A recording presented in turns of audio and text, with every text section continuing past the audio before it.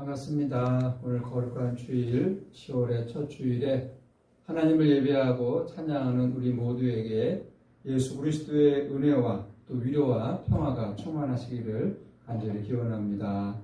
아멘. 우리가 신약 성경 중에서 바울의 서신서를 읽다 보면은 바울이 비난하는 사람들이 나오거든요. 오늘 설교 본문 2절에서도 바울이 그들을 향해서 욕설에 가까운 말을 하고 있습니다. 2절의 말씀은 다음과 같습니다. 개들을 삼가고 행악하는 자들을 삼가고 몸을 상해하는 일을 삼가라. 바울이 비난하는 사람들을 일컬어서 개들이다. 그리고 악한 사람들이다. 행악을 행하는 자들이다 라고 비난하고 있습니다. 갈라디아에서도 비슷한 표현이 나오는데요. 갈라디아서 1장 9절에 보면 이 비난하는 사람들을 저주받아 마땅한 사람들이다 라고 바울은 비난하고 있습니다.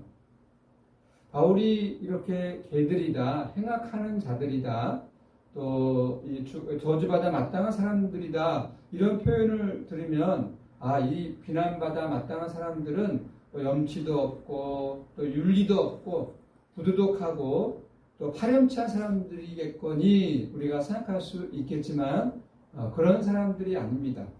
반인륜적이고 반사회적인 사람들은 더더욱 아닙니다. 오히려 반대이죠. 종교심도 많고 경건한 그런 사람들입니다. 바울이 비난하고 있는 사람들은 그렇다는 거죠. 그리고 오늘 2절 하반절에 보면 몸을 상해하는 일, 이 표현은 할례를 가리키죠. 유대인들은 남자아이가 태어나면 8일 만에 할례 의식을 행했습니다. 할례는 두 가지 의미를 갖고 있는데요. 하나는 육체의 이제 오늘날로 이야기하면 폭용수술인데 육체의 흔적을 내는 것도 의미하지만 다른 하나는 구약의 율법의 말씀, 율법 토라를 의미합니다. 문자적으로 할례 의식 그것과 함께 구약의 율법 토라를 포함하고 있는 단어가 바로 이 할례입니다. 바울이 이 할례파라고 부르고 있는 이 사람들, 유대인들이죠, 당연히. 이 사람들은 할례와 그리고 이 율법을 대단히 소중히 여겼고, 그래서 이 할례와 율법에 대한 자부심이 아주 강했던 사람들입니다. 오늘 빌립보에서 이야기하는 이 할례파 유대인들은 두 가지 정체성을 가지고 있어요. 당연히 유대인이겠죠. 유대인이니까 유대교의 정체성을 가지고 있고 다른 하나는 기독교의 정체성을 갖고 있습니다. 예수님을 믿으면서 동시에 할례와 율법을 중요하게 다루고 있는 그런 사람들을 일컬어서 할례파 유대인들이다.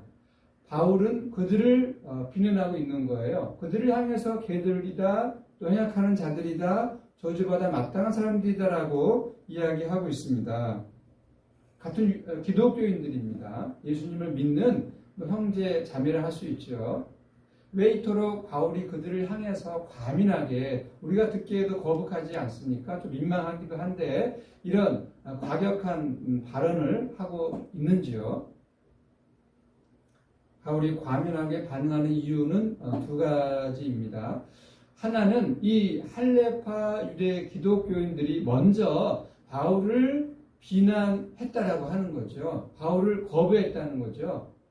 바울이 이제 1차, 2차 전도 여행을 통해서 여러 지역에 교회를 세우지 않습니까? 교회를 개척하는데 이 할례파 유대 기독교인들이 바울이 개척한 교회에 들어가서 바울이 가르친 것은 바울의 그 가르침은 잘못되었다, 문제가 있다 그런 이야기들을 했던 거죠. 그래서 실제로 어떤 교회들은 이 바울을 배척하기도 했습니다. 바울이 이렇게 과민하게 반응하는 두 번째 이유는 이것이죠. 이게 더 정말 중요한 이유인데 이 할례파 유대인들의 주장에 의하면 그 주장대로 할례와 또 율법을 따른다면 이 문제는 이제 이방인들이 이제 기독교로 들어오면서부터 문제가 발생하지 않습니까? 이방인들은 할례를 행하지 않았던 사람들인데 그들이 이제 기독교에 들어와서 그러면 이 할례파 유대인들이 주장하는 것처럼 할례를 받아야 되느냐 이런 문제 앞에서 이런 문제를 따른다라고 한다면 문제가 생길 수 있다는 거죠. 어떤 문제입니까? 이 복음의 본질, 복음의 아주 중요한 근본적인 내용이 훼손된다라고 바울은 보았기 때문에 이 할례파 유대 기독교인들의 주장을 거절했죠. 그래서 그들을 비난할 수밖에 없었습니다.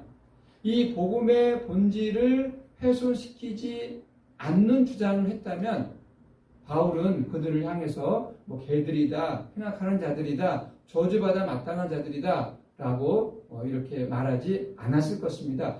복음의 본질 때문에 이렇게 이야기하고 있는 거죠. 오늘 우리 기독교도 마찬가지입니다.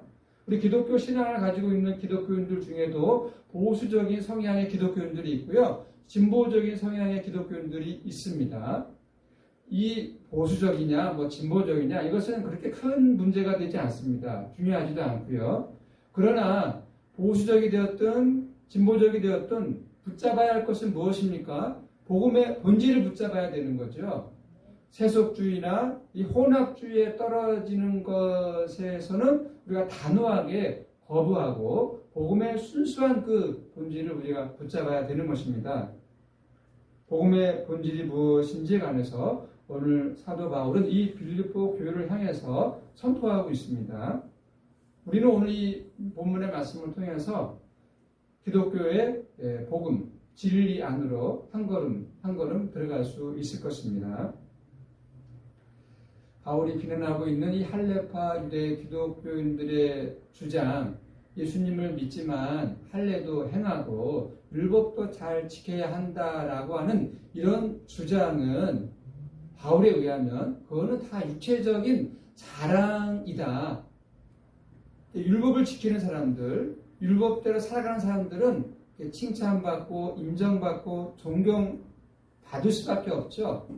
왜 그 할례파 유대 기독교인들이 복음 예수 믿고 구원받는 것으로 만족하지 않고 할례도 행하고 율법도 지켜야 된다라고 이야기했겠습니까?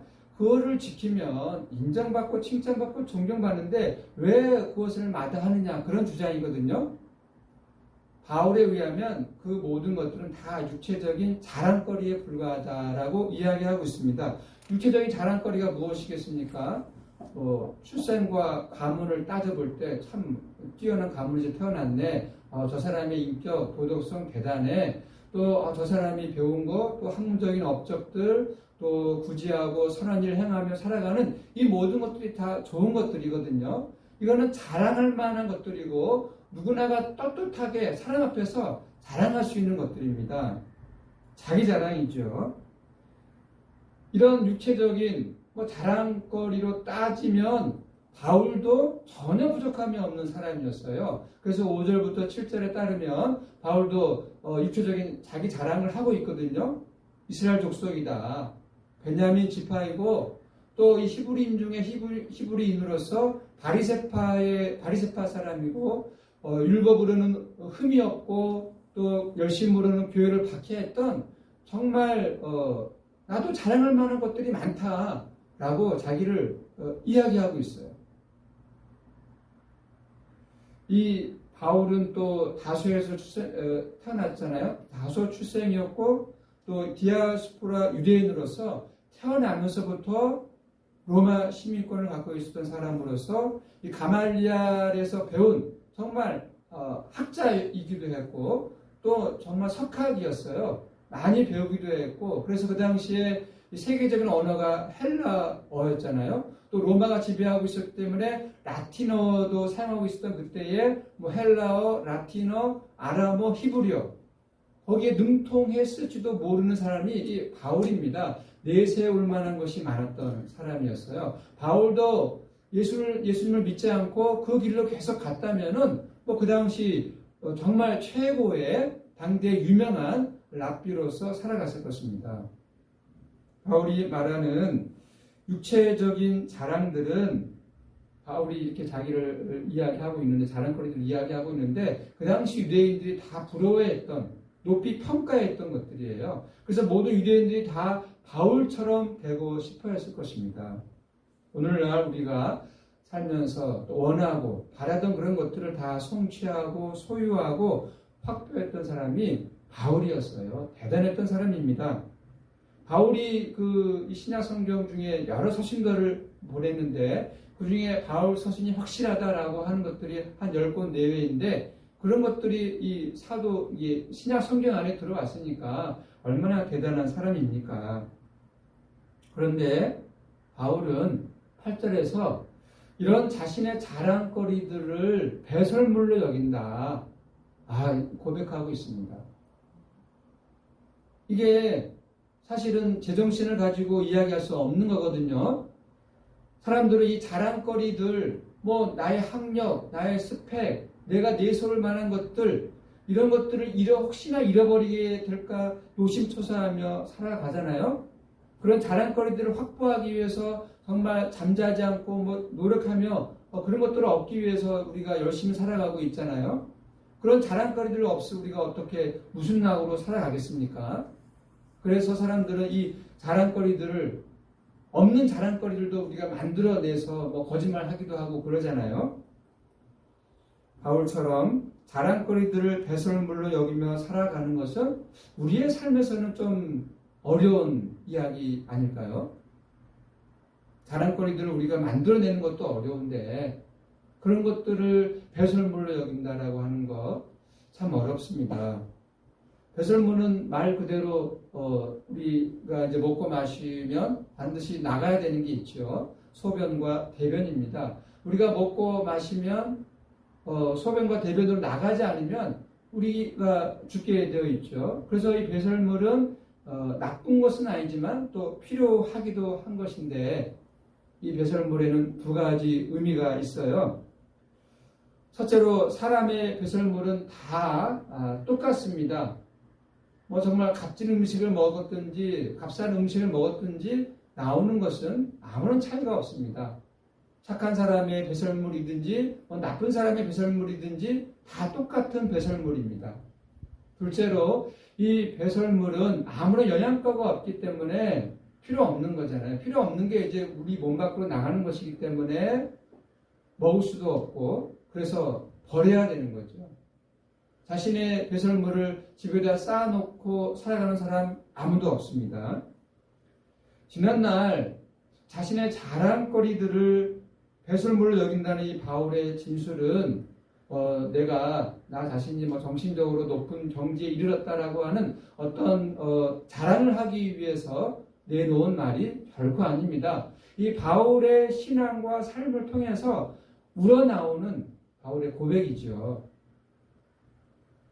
자신의 자랑거리에는 이 자랑거리, 내가 많이 배웠고 누구 문화에서 내가 공부했고 학위를 땄고 내가 어떤 위치에 있는지, 이런 자랑거리들이 바울 자신의 어떤 생명이나 삶, 그런 것들을 유지하고 풍요롭게 풍성하게 해주지 않는다는 사실을 바울은 뚫어보았다는 거죠. 그런 것들이 영양가가 없는 배설물과 같다는 사실을 뚫어보았기 때문에 이런 고백을 하게 된 것입니다. 바울은요, 정말 다른 사람들로부터 많은 칭찬도 받고 인정도 받고 정말 존경도 받았을 거예요. 그런데 그런 존경과 인정받음이 자신을 자유롭게 하지 못한다라고 하는 사실, 자신을 정말 참되게 행복으로 이끌지 못한다는 사실을 뚫어보았습니다. 거기에 매달리면 매달릴수록, 그런 자랑거리들을 확보하고 거기에 매달리면 매달릴수록 더 경직되고 불안한 자신의 모습을 보았던 거지요. 바울의 이런 고백에 동의하시는지요? 자신의 자랑거리들을 배설물로 여긴다는 이 바울의 고백, 어떻게 동의가 되시는지요? 쉽지는 않죠. 어떻게 자랑거리들을 배설물로 여기며 우리가 살아갈 수 있겠습니까? 나에게 유익을 주고 내가 정말 인정받고 내가 존경받는 그런 자랑거리들을 내가 배설물로 여기며 살아간다? 이게 쉽지 않은 일입니다. 어려운 일이죠. 어떻게 가능하겠습니까? 모양만 이렇게 바꾸면 되는 것이 아니라 삶의 중심을 완전히, 삶의 방향을 완전히 바꾸어야 합니다. 바닷가에 서 있다고 생각을 해보십시오. 이 바다와 정반대의 방향으로 서 있는 어떤 사람은 눈에 무엇이 보입니까? 들판이 보이고 산이 보이죠. 그러나 바다를 향해서 바라보는 어떤 사람은 보이는 것이 바다이고 배들이고 수평선이고 갈매기일 것입니다.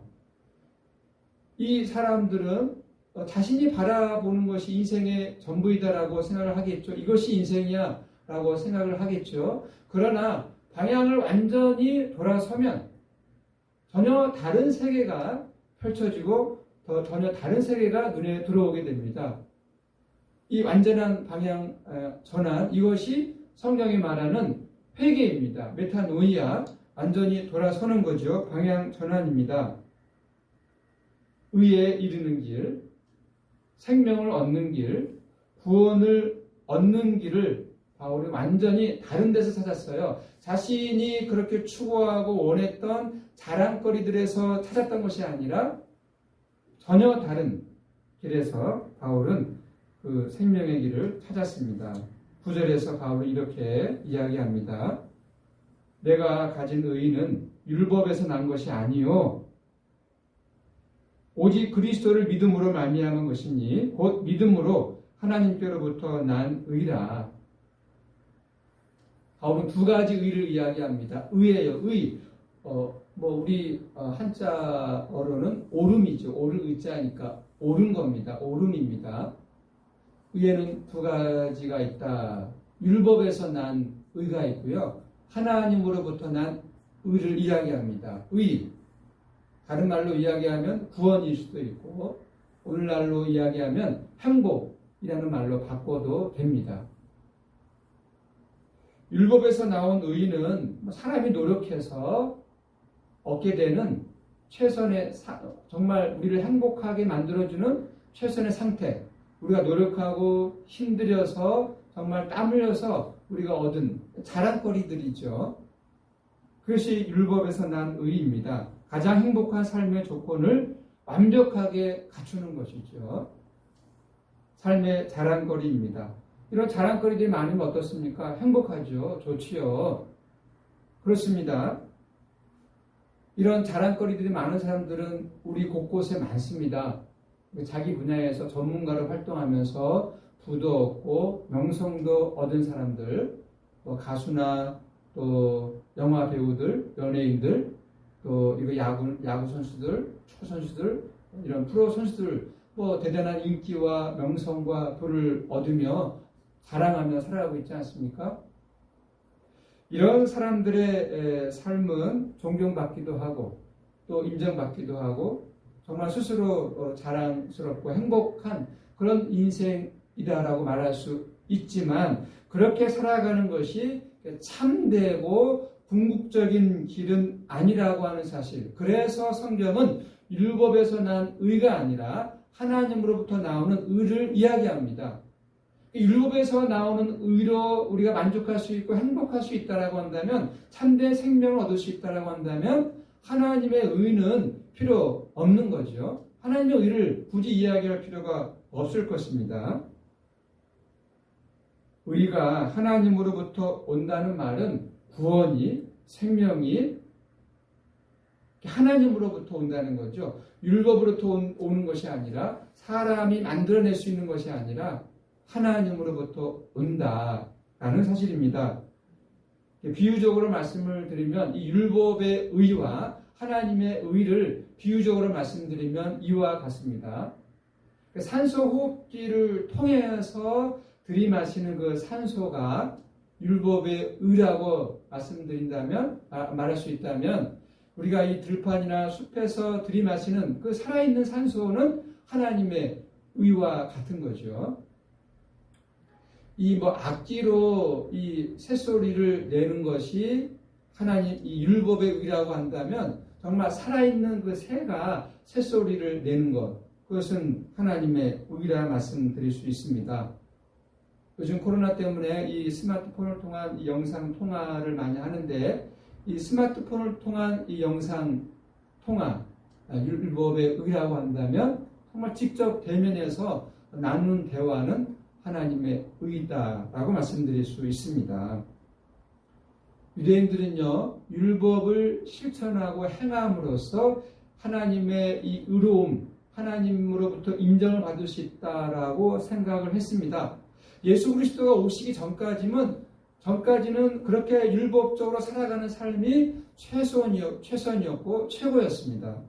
그러나 예수 그리스도를 주님으로 알고 주님으로 믿게 된 바울은 예수 그리스도를 통해서만, 예수 그리스도 안에서만 하나님의 의로움을 얻을 수 있다, 하나님의 생명을 얻을 수 있다, 하나님을 알 수 있다 라고 하는 이 사실을 확신할 수 있게 되었습니다. 그 하나님의 의를 바울은 10절과 11절에서 이렇게 선포하고 있습니다. 공동 번역으로 제가 읽어드리겠습니다. 내가 바라는 것은 그리스도를 알고 그리스도의 부활의 능력을 깨닫고 그리스도와 고난을 같이 나누고 그리스도와 같이 죽는 것입니다. 그러다가 마침내 죽은 자들 가운데서 다시 살아나기를 바랍니다. 하나님의 의는 예수 그리스도입니다. 하나님의 구원은 예수 그리스도를 통한 구원이죠. 하나님을 어떻게 알 수 있는가? 예수 그리스도를 모르면 하나님을 알 수 없습니다. 바울이 말하는 하나님의 의는 죽은 자들 가운데서 다시 살아나는 것입니다. 지금은 우리가 살아있죠. 그러나 앞으로 언젠가는 다 죽습니다.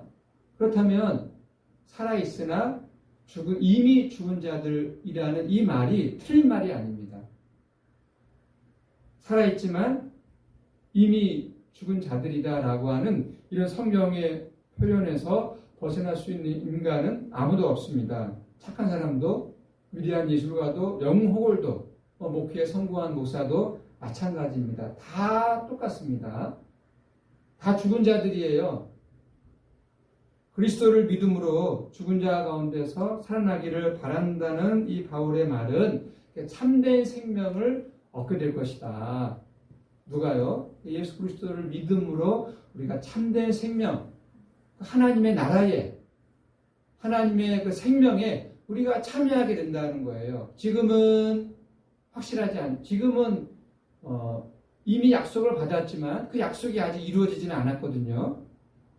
바울은 그 하나님의 의를 향해서 달려간다 이야기하고 있습니다. 우리가 부활하게 될 것이다라고 하는, 참된 생명을 얻게 될 것이다라고 하는 이런 바울의 말은 우리의 삶을 아주 근본적인 차원에서 바라보게끔 합니다. 근본적인 차원에서 우리의 삶을 들여다보아야 이 바울의 말을 이해할 수 있다는 거예요. 예수 그리스도의 십자가와 부활을 통해서 하나님의 의를 발견한 사람, 하나님을 알게 된 사람, 하나님을 만나게 된 사람은 더 이상 이제 율법의 의를 따르지 않죠. 추종하지 않습니다. 율법의 의를 추종하지 않기 때문에 그 사람은 다른 사람들과 경쟁을 하지 않죠. 하지 않아도 되는 거죠. 성공해야 한다는 이런 중압감이 우리를 누르고 있는데, 이런 중압감에 눌리지 않아도 되는 거죠. 자신의 노후 준비가 부족하고 자녀들의 삶이 잘 안 풀려도 걱정에 떨어지지 않습니다. 우리 인생에서 가장 최악은 무엇일까요? 십자가의 죽음 아니겠습니까? 그 십자가의 죽음이라는 것이 우리가 십자가에 달려 죽는다라고 하는 것이 아니라, 십자가의 죽음은 세상으로부터의 버림받음이거든요. 낙오자가 되는 겁니다. 세상으로부터의 버림받음. 그런데 예수 그리스도의 십자가를 통해서 우리가 알게 된 것은 무엇입니까?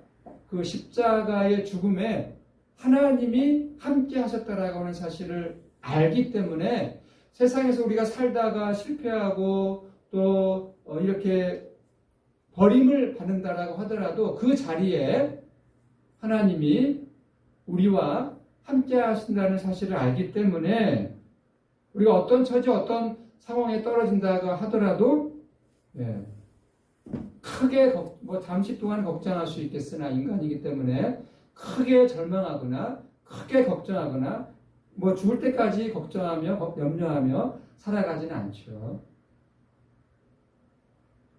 그럼에도 불구하고 여전히 근심하고 걱정하며 살아간다면 하나님의 은혜와 사랑이 우리에게 주어졌음에도 불구하고 여전히 걱정하고 근심하며 살아간다면 그것이야말로 성경이 말하는 죄입니다.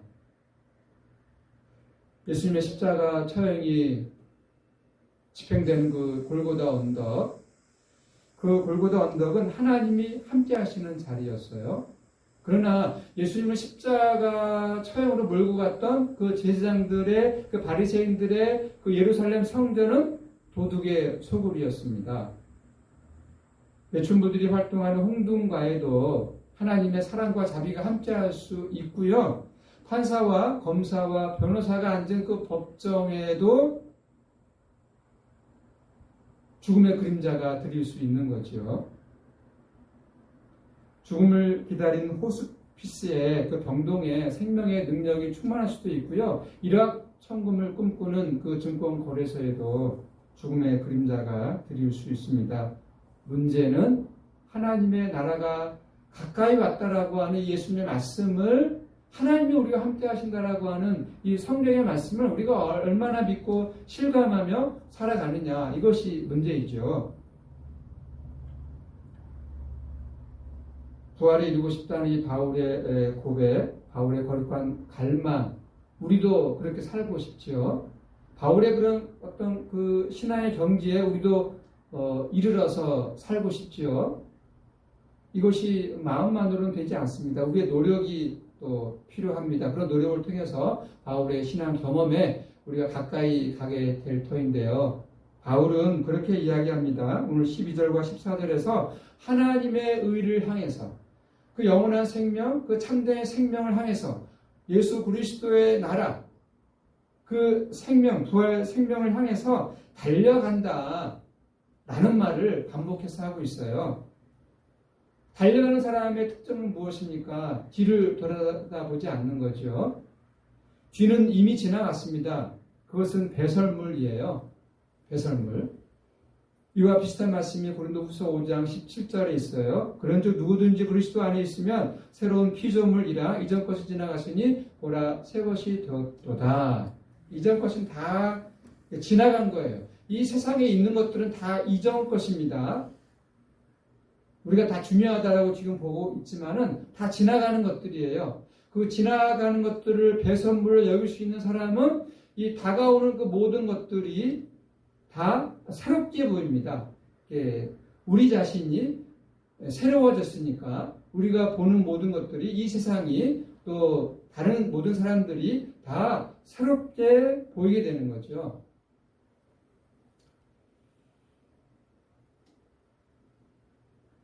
그래서 바울은 오늘 본문 13절에서 뒤에 있는 것은 잊어버리고 앞에 있는 것을 잡으려 한다. 앞에 있는 것을 잡으려 하기 때문에 그 사람에게 삶은 늘 새롭습니다. 하나님을 우리가 만나면은요 늘 새로워요. 하나님의 은혜와 또 이 성경 말씀은 이렇게 문자적으로 고정되어 있는 것처럼 보이지만 우리가 하나님의 이 말씀을 읽을 때마다 새롭게 다가오는 것처럼 우리가 하나님을 만날 때 그 하나님의 은혜와 사랑은 늘 새롭습니다. 그래서 우리의 삶은 새롭게 다가오는 거죠. 이것이 거룩한 하나님의 의에 붙잡힌 사람들의 삶의 특징입니다. 오늘 설교 제목이 날마다 새롭게인데 날마다 새롭게 우리는 하나님을 만나야 되는 거죠. 어제 만났던 그 하나님은 늘 고정되어 있고 늘 그 자리에 있는 거 하나님이 아니라 늘 새롭게 우리에게 찾아오셔서 우리를 만나 주시는, 그래서 새롭게 말씀하시고 우리의 눈을 새롭게 하시고 우리의 귀를 새롭게 하시는 그 하나님, 그래서 우리의 삶도 날마다 새롭게 맞이할 수가 있고 늘 그렇게 힘있게 살아갈 수가 있는 거죠. 날마다 새롭게 하나님을 만나심으로 하나님의 은혜와 사랑을 날마다 경험하며 살아가시기를 간절히 기원합니다. 아멘. 기도하겠습니다. 하나님, 오늘 저희들 빌립보 교회에 보낸 바울의 편지를 전해 들었습니다. 예수 그리스도 안에서 만난 하나님은 바울의 삶을 완전히 바꾸어 놓았습니다. 자신이 노력해서 얻은 최고의 자랑거리들을 배설물로 여기며 살았고 예수 그리스도를 주님으로 알고 믿는 삶이야말로 가장 행복한 삶이라고 고백할 수 있었습니다. 죽은 자들 가운데서 부활에 이르기 위하여 뒤에 있는 것은 잊어버리고 앞에 있는 하나님의 의, 하나님의 나라, 하나님의 생명, 우리 주님 예수 그리스도를 향해서 달려간다고 고백했습니다. 날마다 우리를 새롭게 만나주시고 새로운 은혜와 새로운 말씀으로 우리를 인도하시는 우리 하나님의 그 부르심에 순종하며 충성하며 살도록 도와주시옵소서. 예수 그리스도의 이름으로 기도드립니다. 아멘.